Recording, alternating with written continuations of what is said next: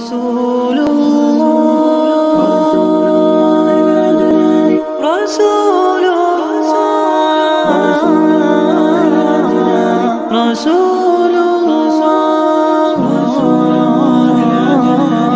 رسول الله. السلام عليكم ورحمة الله وبركاته. الحمد لله والصلاة والسلام على رسول الله ما بعد. முஹம்மது ஸல்லல்லாஹு அலைஹி வஸல்லம் அவர்களின் நாளாந்த நிகழ்ச்சி நிரல் தொடர்பயான் நிகழ்ச்சியிலே உங்கள் அனைவரையும் சந்திப்பதில் பெரும் மகிழ்ச்சி அடைகின்றேன். அன்புக்குரிய சகோதர சகோதரிகளே, சென்ற வகுப்பிலே நாம் நபி ஸல்லல்லாஹு அலைஹி வஸல்லம் அவர்களுடைய சபையில் நபி அவர்கள் எவ்வாறு நடந்து கொள்வார்கள், எவ்வாறான உபதேசங்களை சஹாபாக்களுக்கு செய்வார்கள், நபி ஸல்லல்லாஹு அலைஹி வஸல்லம் அவர்கள் நடவடிக்கைகள் எப்படி காணப்படும், சபையின் ஒழுங்குகள் என்ன என்ற பல விடயங்களை நாம் பார்த்தோம். அதனைத் தொடர்ந்து நாம் நபி ஸல்லல்லாஹு அலைஹி வஸல்லம் அவர்கள் அந்த சபை முடிந்தவுடன் சில வேளை தமது வீட்டை நோக்கி செல்வார்கள் அல்லது சில வேளை சந்தையை நோக்கி செல்வார்கள் என்பதாக நாம் பார்த்தோம். இவ்வாறு நபி ஸல்லல்லாஹு அலைஹி வஸல்லம் அவர்கள் பாதையிலே செல்லும் பொழுது எவ்வாறான பண்புகளை உடையவர்களாக காணப்பட்டார்கள் என்ற விடயங்களை நாம் இந்த வகுப்பிலே நாம் பார்க்க இருக்கின்றோம். அன்பார்ந்த இஸ்லாமிய சகோதர சகோதரிகளே, நபி ஸல்லல்லாஹு அலைஹி வஸல்லம் அவர்கள் பாதையிலே செல்லக்கூடிய நேரத்திலே மிகவும் கூனி குறுகியவர்களாகவும் செல்ல மாட்டார்கள், பெரும் அகங்காரம் கொண்டவர்கள் செல்வது போன்றும் செல்ல மாட்டார்கள். மாற்றமாக ஒரு சாதாரணமான ஒரு நடுத்தரமான ஒரு முறையை பேணித்தான் நபி அவர்கள் பாதையிலே நடந்து செல்வார்கள். பாதையில் செல்லும் பொழுது நபி அவர்கள் பின்னால் திரும்பி பார்க்க மாட்டார்கள். அப்படி திரும்புவதாக இருந்தால் முழுமையாக திரும்பித்தான் அவர்கள் யாருடனாவது பேசுவதாக இருந்தால் பேசுவார்கள்.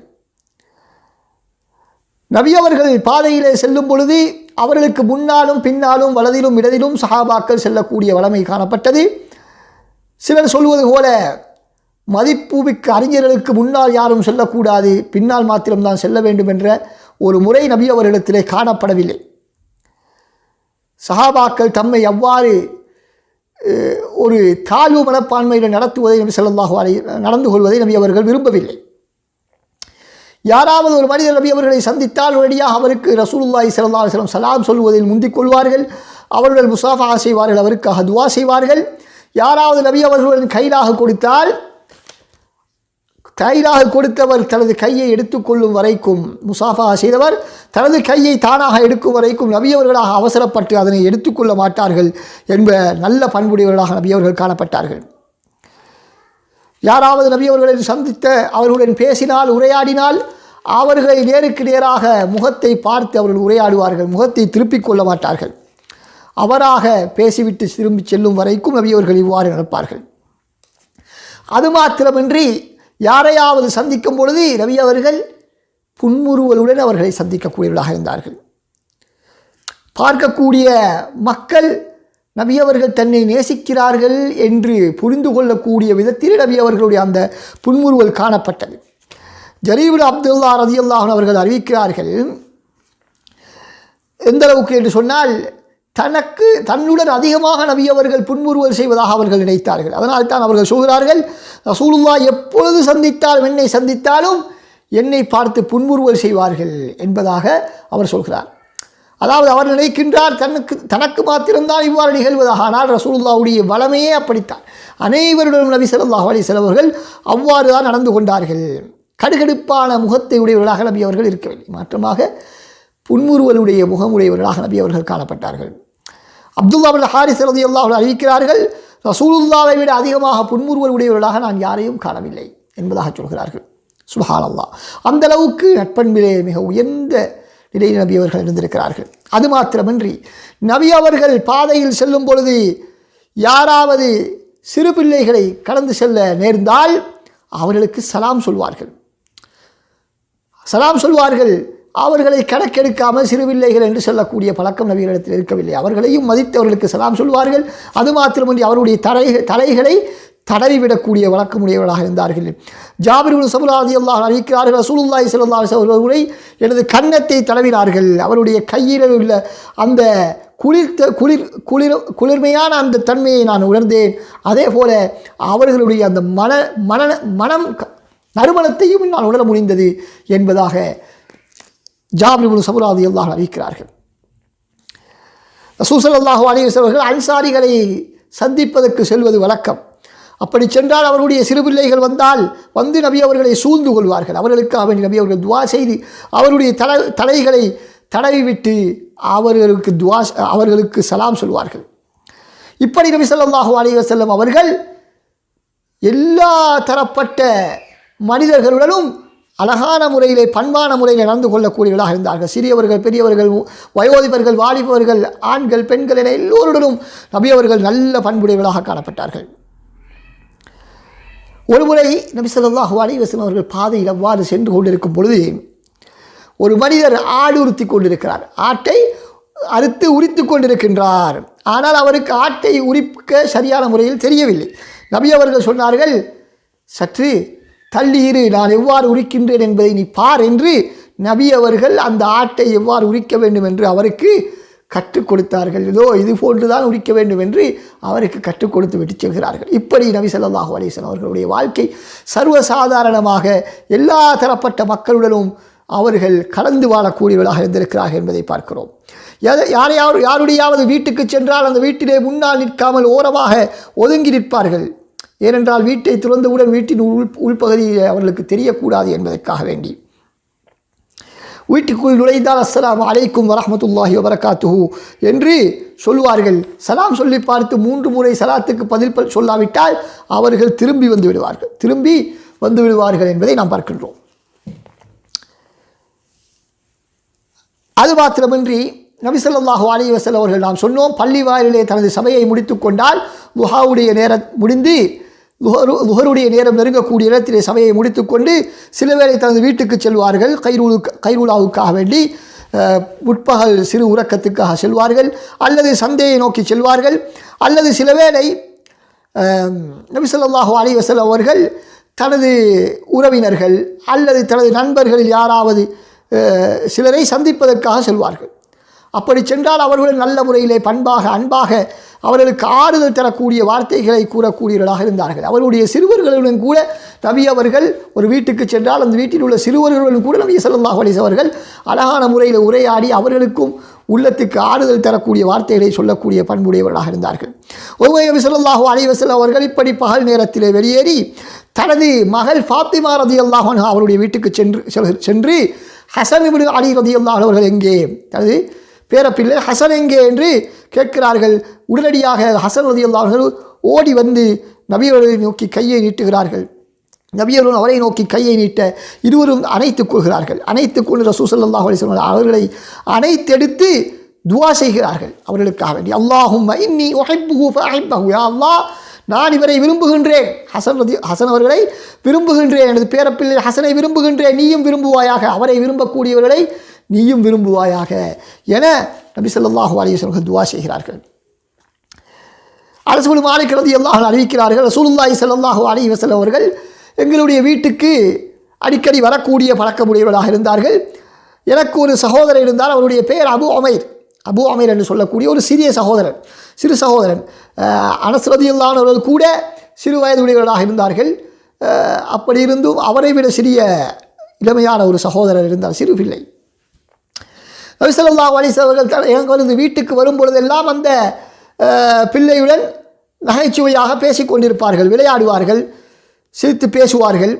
ஒரு நாள் நபி அவர்கள் வந்த பொழுது எனது சிறிய சகோதரன் கவலையுடன் இருந்ததை பார்த்துவிட்டு நபி அவர்கள் கேட்டார்கள், என்ன இன்று அபூ உமைர் கவலையுடன் இருக்கிறார் என்று கேட்கிறார்கள். அப்பொழுது அவருக்கு நபி அவர்களிடத்தில் சொன்னார்கள், அவருடைய குருவி இறந்து விட்டது, அவர் வளர்த்து வந்த குருவி, அவருடைய செல்லப்பறவை குருவி இறந்து விட்டது. அப்பொழுது ரசூல் ஸல்லல்லாஹு அலைஹி வஸல்லம் அவர்கள் அந்த பிள்ளையிடம் சென்று தலையை தடவி கொடுத்து, யா அபா உமைர் மா ஃபஅலன் நுகைர், யா அபா உமைர் மா ஃபஅலன் நுகைர், அபூ உமைரே உங்களது குருவிக்கு என்ன நடந்தது என்று நபி அவர்கள் அந்த பிள்ளைக்கு ஆறுதல் சொன்னார்கள். சுப்ஹானல்லாஹ். இப்படித்தான் முழு உலகத்துக்கும் ரஹ்மத்தாக அனுப்பப்பட்ட ரசூலுல்லாஹி ஸல்லல்லாஹு அலைஹி அவர்கள் முழு உலகத்துக்கும் வழிகாட்டியாக தலைவராக நபிமார்களுக்கெல்லாம் தலைவராக இருக்கக்கூடிய நபி ஸல்லல்லாஹு அலைஹி வஸல்லம் அவர்கள் பெருமையின்றி சிறு பிள்ளைகளுடன் கூட இரக்க மனப்பான்மையுடன் நடந்து கொண்டிருக்கிறார்கள் என்பதை பார்க்கின்றோம். ஆனால் இன்று நாம் என்ன பார்க்கின்றோம்? சிலருக்கு பக்தி கூடிவிட்டால் அல்லது அறிவு கூடிவிட்டால் பிள்ளைகள் மீது பாய்ந்து விழுவதை நாம் பார்க்கின்றோம். பள்ளி வாயிலே வந்து ஒரு பிள்ளை பிரச்சனை பண்ணிவிட்டால், சப்தமிட்டு விட்டால், ஏதாவது குழப்பம் செய்துவிட்டால் அவர்களின் மீது பாய்ந்து விடக்கூடிய சமுதாயத்தை தான், பெரியவர்களைத்தான், மூத்தவர்களைத்தான் நாம் பார்க்கின்றோம். ஆனால் நபி ஸல்லல்லாஹு அலைஹி வஸல்லம் அவர்கள் அப்படி இருக்கவில்லை. மாற்றமாக ஒரு பிள்ளையினுடைய ஒரு செல்லப்பிராணி இறந்தால் கூட அதையும் அதற்கும் ஆறுதல் சொல்லக்கூடிய நிலைமையில் தான் நபி ஸல்லல்லாஹு அலைஹி வஸல்லம் காணப்பட்டார்கள். இப்படியான தலைவர்களின் மூலமாகத்தான் சமுதாயத்தை வழிநடத்த முடியும். அப்படி இல்லாமல் வெறும் அறிக்கைகளை விட்டுக்கொண்டு மக்களுடன் தொடர்பில்லாமல் வாழக்கூடிய தலைவர்களால் ஒரு நாளும் சமூகத்தை வழிநடத்த முடியாது, அழகான முறையிலே வழிநடத்த முடியாது என்பதை நாம் புரிந்து கொள்ள வேண்டும். எனவே அன்புக்குரிய சகோதரர்களே, சற்று சிந்தித்து பாருங்கள். இப்படி தமது பிள்ளைகளுடன் அந்யோன்யமாக, மிக இரக்கமாக, பண்பாக, அன்பாக, கருணையுடன் நடந்து கொள்ளக்கூடிய தமது தலைவரை பார்க்கக்கூடிய அந்த சஹாபாக்களுக்கு, அந்த பிள்ளைகளுடைய தந்தைமார்களுக்கு எவ்வளவு பெரும் ஒரு ஈர்ப்பு இந்த இஸ்லாத்திலே ஏற்படும், நபி அவருடைய சுன்னாவிலே எவ்வளவு பெரும் ஈர்ப்பு ஏற்படும். ஆனால் நாம் இன்று வெறும் உரைகளுடனும் எழுத்துக்களுடனும் நமது மார்க்க அறிவுரைகளை நாம் சுருக்கி கொண்டோம். அதன் காரணமாகத்தான் நமது அழைப்பு பிரச்சாரம் ஒரு வறண்ட ஒரு அழைப்பு பிரச்சாரமாக மாறி இருக்கிறது. மக்களுக்கு அதனை கேட்கும் பொழுதே வெறுப்பு ஏற்படக்கூடிய நிலைமைக்கு மாறுவதற்கு காரணம் என்ன? சில அழைப்பாளரிடம் காணப்படக்கூடிய இந்த வறண்ட தன்மை அன்புக்குரிய சகோதரர், நிச்சயமாக நாம் இந்த பண்பை கட்டாயம் அழைப்பாளர்கள், குறிப்பாக எல்லா முஸ்லிம்களும் கடைபிடிக்க வேண்டிய ஒரு விடயமாக இருந்தாலும், குறிப்பாக நபி அவர்களுடைய இந்த அனந்தர சொத்தை பெற்ற மார்க்க கல்வியை கற்ற அறிஞர்கள், அழைப்பாளர்கள் மிக கட்டாயமாக இந்த பண்புடையவர்களாக மாற வேண்டும். நபி ஸல்லல்லாஹு அலைஹி வஸல்லம் ஏழை எளியவர்களை சந்திப்பார்கள், நோயுற்றவர்களை நோய் விசாரிப்பதற்காக செல்வார்கள். இப்படிதான் நபி ஸல்லல்லாஹு அலைஹி வஸல்லம் அவர்களுடைய பண்பாடுகள் காணப்பட்டன. அவர்கள் செல்லக்கூடிய இடங்களிலே யாராவது தவறான ஒரு செயற்பாட்டை செய்தால் அதை நபி ஸல்லல்லாஹு அலைஹி வஸல்லம் அவர்கள் திருத்தி கொடுப்பார்கள். மாற்றமாக அவர்கள் செய்யக்கூடிய தவறுகளுக்கு இன்னும் உரமூட்டக்கூடிய விதத்திலே, அவர்கள் செய்யக்கூடிய தவறை இன்னும் அதிகரிக்கக்கூடிய விதத்தில் நபி ஸல்லல்லாஹு அலைஹி வஸல்லம் அவர்கள் நடந்து கொள்ள மாட்டார்கள். ஒருமுறை ரசூலுல்லாஹி ஸல்லல்லாஹு அலைஹி வஸல்லம் இத்பான் இப்னு மாலிக் ரலியல்லாஹு அன்ஹு அவர்களை சந்திப்பதற்காக சென்ற நேரத்திலே அந்த வீட்டிலே அதிகமான மக்கள் ஒன்று திரள்கிறார்கள். நபி அவர்கள் வந்ததை கேள்விப்பட்டு, அப்பொழுது அவர்கள் ஒரு மனிதர் மாலிக் இப்னு துக்ஷும் அவருக்கு என்ன நடந்தது என்று கேட்டார்கள். அதாவது அவர் முனாஃபிக்குகளுடன் கூடுதலாக சகவாசம் வைத்திருக்கிறார், எனவே அவருக்கு எதிராக நபி அவர்கள் என்ன செய்ய வேண்டும்? பதுவா செய்ய வேண்டும், அவரை பற்றி மக்களுக்கு எச்சரிக்கை செய்ய வேண்டும் என்ற ஒரு எண்ணத்திலே தான் சிலர் அப்படி கேட்கிறார்கள். அப்படி கேட்டவுடன் ஒரு மனிதர் சொல்கிறார், அவர் ஒரு முனாஃபிக், நயவஞ்சகர் என்பதாக சொல்கிறார். அல்லாஹ்வின் ரசூலை விரும்பாத ஒரு நயவஞ்சகர் என்று சொல்கிறார். இப்பொழுது ரசூலுல்லாஹி ஸல்லல்லாஹு அலைஹி அவர்கள் அதனை பார்த்து கொண்டு இருக்கவில்லை. இல்லாவிட்டால் அவர் எப்படி நயவஞ்சகராக மாறினார், என்ன காரணம் என்று துருவி ஆராயவில்லை. மாற்றமாக நபி அவர்கள் என்ன சொன்னார்கள்? அலா தராஹு லா இலாஹ இல்லல்லாஹ், அல்லாஹ்வுடைய திருப்பொருத்தத்தை நாடி அவர் லா இலாஹ இல்லல்லாஹ் என்பது சொல்வதை நீங்கள் கவனிக்கவில்லையா என்று நபி அவர்கள் சொன்னார்கள். அப்பொழுது அந்த மனிதர் சொன்னார், அல்லாஹ் ரசூலும் தான் மிக அறிந்தவர்கள், இருந்தாலும் நாம் எப்பொழுதும் அவரை நயவஞ்சகர்களுடன் இருப்பதைத்தான் நாம் காண்கின்றோம் என்பதாக சொன்னார்கள். அப்பொழுது ரசூலுல்லாஹி ஸல்லல்லாஹு அலைஹி வஸல்லம் சொன்னார்கள், அல்லாஹ் தஆலா அவனுடைய திருப்தியை நாடி லா இலாஹ இல்லல்லாஹ் என்று சொன்ன ஒவ்வொருவரையும் நரகத்தின் மீது ஹராமாக்கி விட்டான் என்று நபி ஸல்லல்லாஹு அலைஹி வஸல்லம் அவர்கள் சொல்கிறார்கள். எனவே பாருங்கள், ஒரு சபையிலே ஒரு சகோதரரை பற்றி ஒரு குறை பேசப்பட்டால் அந்த குறையை இன்னும் துருவி ஆராய்ந்து அவருடைய தவறுகளை அங்கே விசாரிப்பதற்கு ரசூலுல்லாஹ் இடம் கொடுக்கவில்லை. மாற்றமாக அவருடைய அந்த மானத்தை பாதுகாப்பதிலே தான் நபி ஸல்லல்லாஹு அலைஹி வஸல்லம் அவர்கள் கவனம் செலுத்துகிறார்கள். அப்போ எனவே அன்புக்குரிய சகோதரர்களே, நமது சபைகளும் இப்படி இன்னொரு முஸ்லிம்களுடைய மானத்தை பாதுகாக்கக்கூடிய ஒரு சபையாக இருக்க வேண்டுமே தவிர இன்னொருவரை மானபங்கப்படுத்தக்கூடிய ஒரு சபையாகவோ அல்லது குறைகளை பேசக்கூடிய ஒரு சபையாகவோ இப்படி தவறான நடத்தைகள் உள்ள சபைகளாக நமது சபைகள் மாறக்கூடாது. வல்லவல்லாஹ் சுப்ஹானஹு வ தஆலா நபி அவர்களை பின்பற்றி நமது வாழ்க்கையில் எல்லா கட்டங்களிலும் வாழ்வதற்கு அனைவருக்கும் தௌஃபீக் செய்வானாக. மீண்டும் ஒரு தலைப்பில் உங்கள் அனைவரையும் சந்திக்கும் வரை விடைபெற்றுக் கொள்கின்றேன். அஸ்ஸலாமு அலைக்கும் வரஹ்மத்துல்லாஹி வபரகாத்துஹு.